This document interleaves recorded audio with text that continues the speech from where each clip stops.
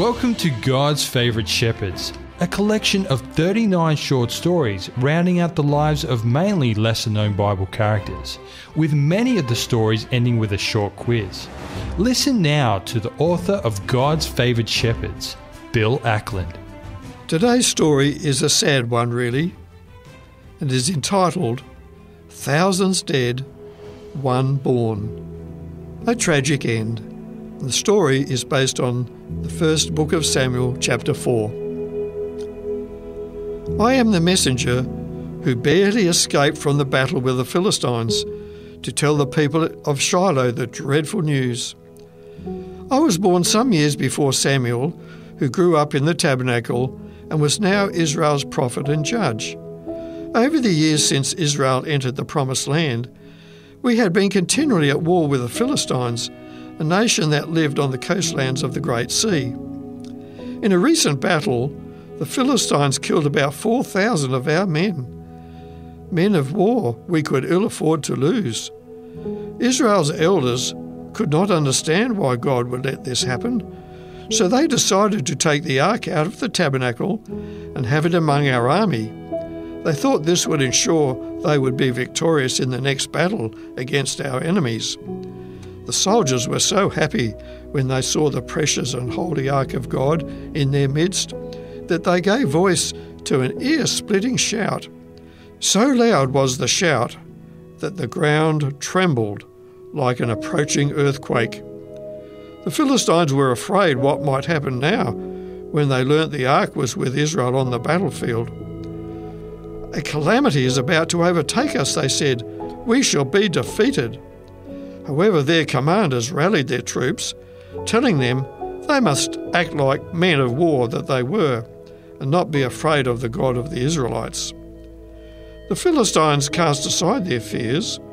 With their swords and spears, bows and arrows, they attacked our army, leaving 30,000 of our men slain on the cold earth. This caused the rest of us to flee in all directions, so that our blood would not be mixed with the blood of our brothers lying dead on the field. My first thought was to take the dreadful news back to the people at Shiloh, where the tabernacle was located and where the high priest Eli would be waiting to hear the outcome of the battle. I arrived there sometime later, entirely spent, but with enough energy left to announce the devastating defeat to everyone around me. Eli, 98 years of age at the time, was a little distance away at another gate of the city. He called for me to tell him what all the noise was about, the noise of shouting, weeping and wailing. So I told him that I was one of the few left alive after the battle with the Philistines. Almost all of Israel's army were lying dead on the battlefield, including his sons, Hophni and Phinehas. Perhaps worst of all, the Philistines had captured the ark of God. This shattering news caused Eli to fall backwards off his seat, and he hit his head on the gatepost behind his seat, which broke his neck, and he died right there. It was at this very moment that Phinehas' wife was about to give birth. When someone told her that her husband and her father-in-law were dead, she immediately gave birth in the agony of labour pains.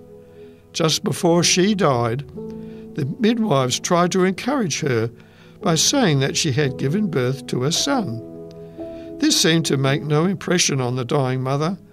All she could say was that the child's name was to be Ichabod, for, she said, the glory of God's presence has gone from Israel, for the ark of God has been captured.